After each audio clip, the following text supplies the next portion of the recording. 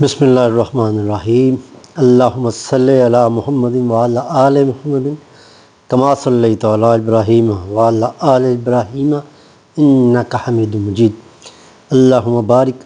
علی محمد وعلی آل محمد کما بارکت علی ابراہیم وعلی آل ابراہیم انک حمید مجید۔ السلام علیکم دوستو، سیرت النبی صلی اللہ علیہ وسلم کے سلسلہ میں ہم جو قدم با قدم ہم یہ سیرت سے آگاہی کے لیے گفتگو کا سلسلہ شروع کیا ہے، اس وقت ہم پچھلے اپنے گفتگو کے پروگرام میں ہم نے اس نتیجے پر یہاں تک ہم آگے تھے کہ نبی صلی اللہ علیہ وسلم وحی آنی شروع ہو گئی تھی، لیکن وحی سے پہلے بھی آپ کو یہ پتہ ہے کہ بہت سارے سچے خواب اور کچھ آوازیں جب آپ کو آنا شروع ہوئیں تو ورقہ بن نوفل جو کہ حضرت خدیجہ کے چچا زاد بھائی تھے، انہوں نے یہ کہا تھا کہ یہ جو خواب ہیں، یہ ساری چیزیں جو آپ بتا رہی ہیں، اس سے لگتا ہے کہ ان پہ کوئی ذمہ داری آنے والی ہے، اور اس طرح کی گفتگو تھی جس سے یہ اندازہ تھا کہ آپ کو شاید پیغمبر کے منصب پہ فائز کیا جائے۔ بہرحال لیکن یہ کوئی ایسی بات اس وقت نہیں تھی، لیکن یہ پہلی وحی جب نازل ہوئی تو آپ کو یہ ذہنی طور پر تیار ہونا تھا کہ یہ ذمہ داری اب نبھانی، تو آپ اس کے لیے اپنے آپ کو بالکل تیار، انہوں نے اپنے آپ کو تیار پایا، کیونکہ آپ سچے تھے، ایماندار تھے، معاشرے میں آپ کی عزت تھی، احترام تھا، ان چیزوں سے آپ کو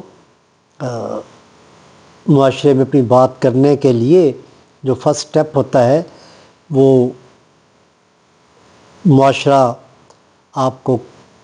قبول کر رہا تھا آپ کی شخصیت کے حوالے سے، مطلب آپ بات سنا سکتے تھے۔ لیکن اس کے لیے جو آپ نے اپنے آپ کو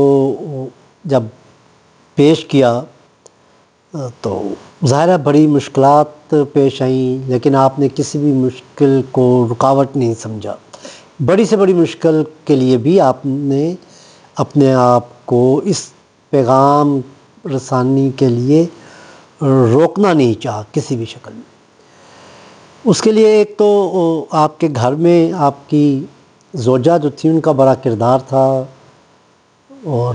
آپ کے اوپر سب سے قریب سے آپ کو جاننے والی آپ کی زوجہ ہی ہوتی ہیں، ہر شوہر کو ان کی زوجہ ہی بہترین جانتی ہیں، اور اللہ تعالیٰ جی نے بھی ابھی آپ کو اس پیغام کو پھیلانے کے لیے اس کو خفیہ رکھنے کا حکم دیا، اور شروع میں کہا گیا کہ آپ صرف اپنے جو وہ عزیز رشتہ دار ہیں یا دوست احباب ہیں جو آپ کی اس پیغام کا موافق جواب دیں گے، تو ان لوگوں کو پہلے آپ، اور اس کے لیے سب سے پہلی جو ایمان لانے والی شخصیت تھی وہ حضرت خدیجہ رضی اللہ عنہا تھی،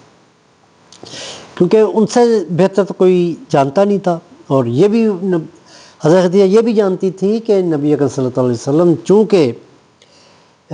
سچ بولتے ہیں اور یہ کبھی بھی نبوت کا جھوٹا دعویٰ نہیں کریں گے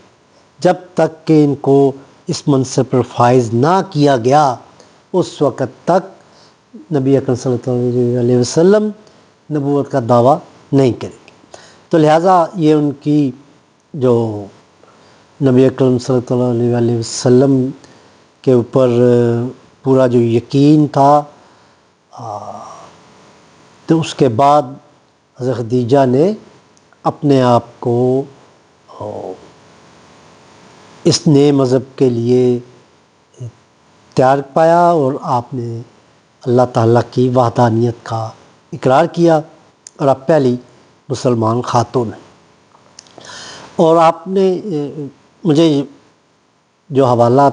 بخیر مسلم میں یہ روایت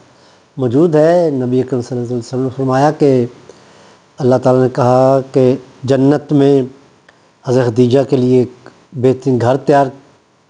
کیا جائے گا یا کیا گیا ہے، اور یہ کہ میں مفہوم بیان کر رہا ہوں، مجھے کوئی مطلب پورے الفاظ وہ نہیں ہیں، تو مفہوم یہ ہے کہ جنت میں حضرت مریم بنت عمران جو ہیں وہ بہترین خاتون ہیں، اور زمین پر حضرت خدیجہ جو ہے وہ بہترین خاتون ہیں۔ تو یہ اس کا مفہوم ہے۔ اب اس کے ساتھ ساتھ جو معاشرتی مسائل، معاشی مسائل تو تھے، حضرت قریش میں کے سردار تھے حضرت ابو طالب، وہ جو تھے معاشی مشکلات سے دوچار ہو رہے تھے، تو حضرت محمد صلی اللہ علیہ وسلم نے اپنے دوسرے چچا حضرت عباس سے یہ کہا کہ آپ کو اپنے بھائی کی مدد کرنی چاہیے۔ ہم اس طرح کرتے ہیں کہ ان کے پاس چلتے ہیں، حضرت ابو طالب کے پاس جاتے ہیں، ان سے کہتے ہیں کہ اپنے 2 بیٹوں کی کفالت ہمارے ذمہ کر دیں، ایک کو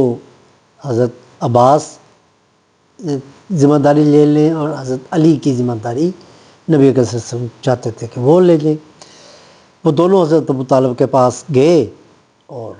حضرت ابو طالب نے یہ ذمہ داری مطلب اس کے اوپر حامی بھر لی کہ ٹھیک ہے آپ لے جائیں۔ تو کیونکہ نبی اکرم صلی اللہ علیہ وسلم کے پاس جو تھے وہ حضرت علی تھے، وہ ان کے زیر سایہ تربیت پا رہے تھے اور کفالت بھی آپ ہی فرما رہے تھے، تو وہ بھی حضرت محمد صلی اللہ علیہ وسلم کو بہت قریب سے جان رہے تھے۔ تو جس وقت یہ دعوی نبوت ہوا تو حضرت خدیجہ نے تو ایمان لے آئی، لیکن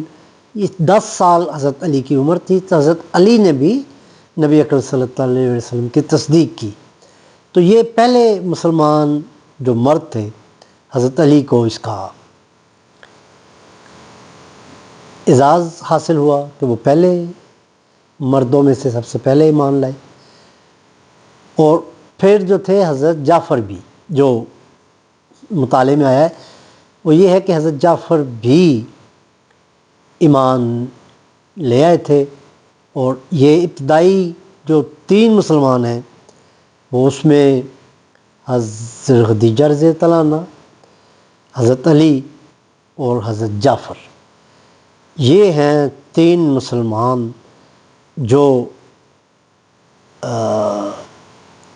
اس جو ذمہ داری میں ڈالی گئی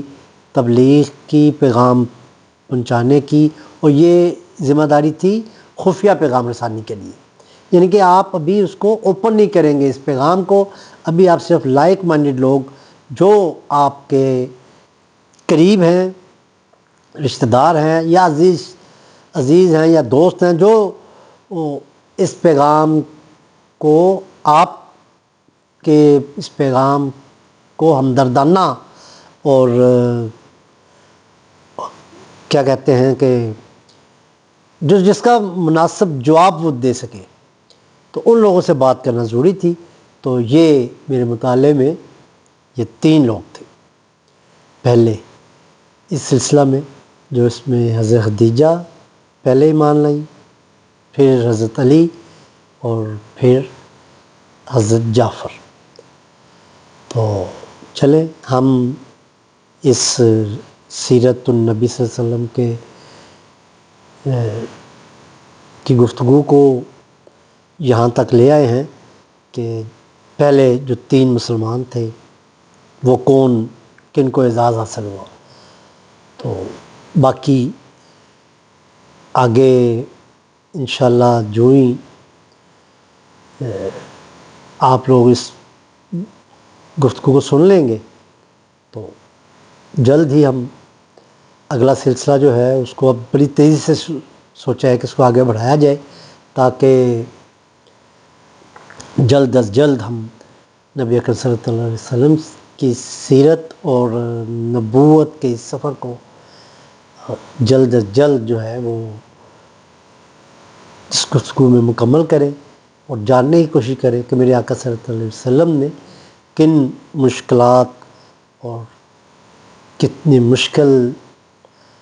حالات سے گزر کر یہ پیغام انسانیت کے اس پیغام کو پوری دنیا میں پھیلایا۔ اجازت دیجیے، وما علینا الا البلاغ المبین۔